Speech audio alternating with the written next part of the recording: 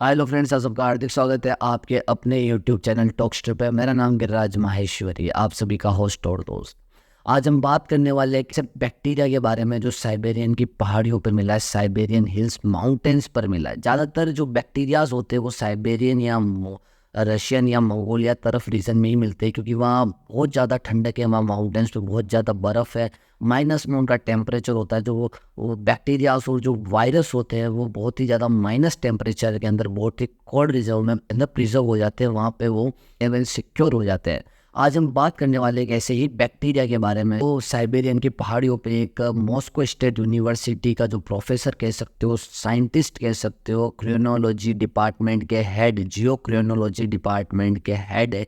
जियो chronology का मतलब क्या होता है? जियो क्रोनोलॉजी का मतलब होता है जो वो व्यक्ति, वो स्टूडेंट्स जो बर्फीली जगहों के अंदर जो प्रिजर्व प्रोडक्ट्स होते हैं, बैक्टीरियाज होते हैं, वायरस होते हैं, कोई भी चीज़ होती है जो बर्फ़ से ढकी होती है, उनकी खोज करना, उन पर एक्सपेरिमेंट्स करना, उन्हें हम कहते हैं जियोक्रोनोलॉजी साइंटिस्ट। तो उसी डिपार्टमेंट के हेड मॉस्को स्टेट यूनिवर्सिटी के इस बैक्टीरिया की एनाटोली ब्रूचकोव ने खोज की थी।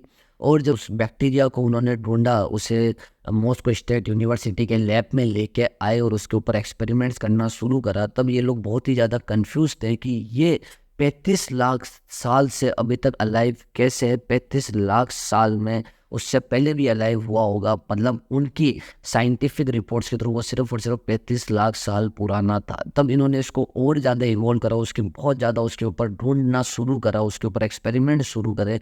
तब एक डेड एलिफेंट जो कम से कम हजारों साल पहले इस धरती पे से मिट गया था, इस धरती पे से ख़त्म हो गया था, उसका बॉडी स्ट्रक्चर जब उनको मिला तब पता चला उसके माइंड के अंदर भी ये जो बैक्टीरिया है वो अलाइव था। मतलब पूरा जो एलिफेंट था उसकी बॉडी पूरी डिके हो चुकी थी, हड्डियाँ तक गल चुकी थी, पर उसके माइंड के अंदर ये जो बैक्टीरिया था वो अलाइव था। फिर बाद में जाके एनाटोली ब्रूचकोव ने इसका नाम रखा बेसिलियस एफ। इस वायरस का नाम रखा गया था बेसिलियस एफ। तो बस जब बहुत सारी रिसर्चेज हुई तब इन्होंने कहा कि हमें अब एक्सपेरिमेंट शुरू करने पड़ेंगे एक्चुअल लिविंग ऑर्गेनिजम्स पे। तब इन्होंने चूहिया होती है उन पे एक्सपेरिमेंट्स करना शुरू करा, चूहों पे एक्सपेरिमेंट्स करना शुरू करा। चूहे और ज़्यादा हेल्थियर हो गए थे, जो दूसरे चूहे थे उनसे बहुत ही ज़्यादा हेल्थियर हो गए थे। और जो चूहिया थी वो रिप्रोडक्टिव बहुत ज़्यादा उम्र तक करने लगी थी। तो मतलब बहुतों में अच्छे एंड पॉजिटिव पावरफुल चेंजेस देखने को मिले गए। फिर उसके बाद मधुमक्खियों पे और मक्खियों पे और अनदर ऑर्गेनिजम्स पे उनका एक्सपेरिमेंट्स करा गया, तब भी पावरफुल और एकदम सक्सेसफुल एक्सपेरिमेंट्स हुए थे। उसके बाद जब एट द एंड प्लांट्स के ऊपर इसका एक्सपेरिमेंट किया गया, तब प्लांट भी बहुत ज़्यादा पावरफुल और बहुत ज़्यादा रिप्रोडक्टिव हो गए थे। बहुत ज़्यादा फूड्स की उनकी जो कैपेसिटी थी वो इंक्रीज़ हो गई थी ग्रो करने की। और अब एंड में जाकर 2010-11 के अंदर 2010 में जाके एनाटोली ब्रूचकोव ने सोचा कि अब किसी ह्यूमन पे इसका एक्सपेरिमेंट करना चाहिए। वो बहुत ज़्यादा सोच समझने के बाद उन्होंने एक इंजेक्शन लिया, उसके अंदर उस बैक्टीरिया को डाला और उन्होंने अपने ही शरीर पे उसका एक्सपेरिमेंट कर दिया। 4-5 दिन बाद उन्होंने देखा कि उनको बहुत ही ज़्यादा इवॉल्विंग उसका शरीर लगने लगा, बहुत ही ज़्यादा चेंजेस, खुशहाल लोगों से माइंड के अंदर टेंशन और डिप्रेशन करके जो चीज़ें थी वो ख़त्म होने लगी। और जो अपने दूसरे जो को-वर्कर्स हैं, उनके साथ काम करने वाले दूसरे जो लोग हैं, उनसे वो बेहतर तरीके से काम करने लगे, उनसे और भी ज़्यादा अच्छी तरीके से काम करने लगे। और 2-3 सालों बाद जब उनसे पूछा गया तो पिछले 2-3 सालों में उन्हें किसी प्रकार का कोई शरीर में इलनेस पैदा नहीं हुई, किसी प्रकार की कोई दिक्कत उन्हें पैदा नहीं हुई, किसी प्रकार की कोई समस्या उन्हें पैदा नहीं हुई। और अभी तक हम मानोगे नहीं, 2024 में मैं इस वीडियो को रिकॉर्ड कर रहा हूँ, वो व्यक्ति अभी तक जिंदा है। 67 ईयर्स की उनकी एज है।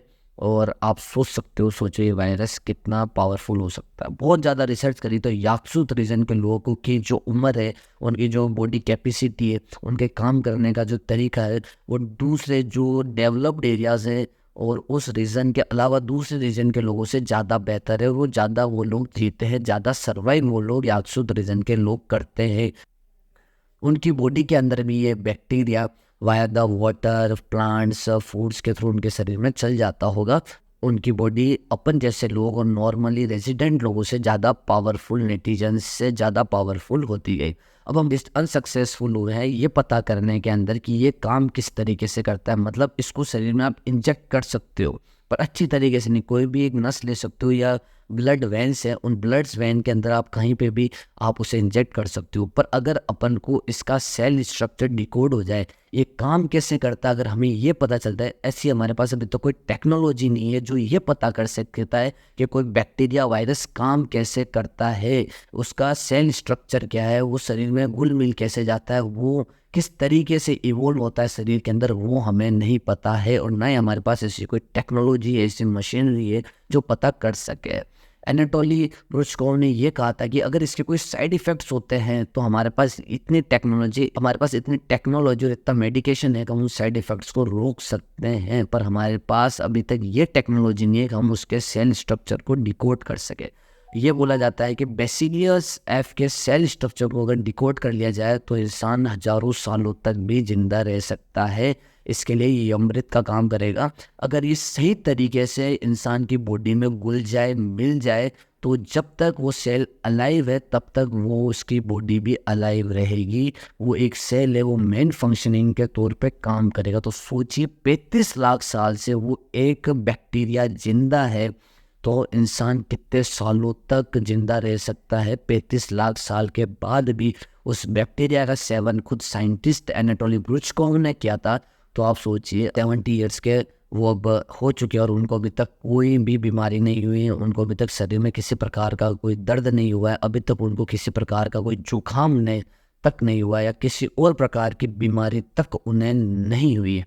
तो सोचिए कितनी ज़्यादा हेल्प कर सकते हैं। ये तक कह रहे हैं साइंटिस्ट 1000 से ज़्यादा प्लस बीमारियों का एक इलाज है ये बेसिलियस एफ बैक्टीरिया, अगर हम इसको सही तरीके से डिकोड कर ले तो साइंटिस्ट इसी चीज़ में लगे हुए हैं। तो मैंने आपको आज पूरा इस वीडियो के अंदर ये बताया था बेसिलियस एफ है क्या, साइबेरियन पहाड़ों पे ये किस तरीके से मिला, क्या साइंटिस्ट था, कौन साइंटिस्ट था जिसने इसको डिस्कवर करा, कहाँ पे ये डिस्कवर हुआ और कौन से लैब में इसको ले जाया गया।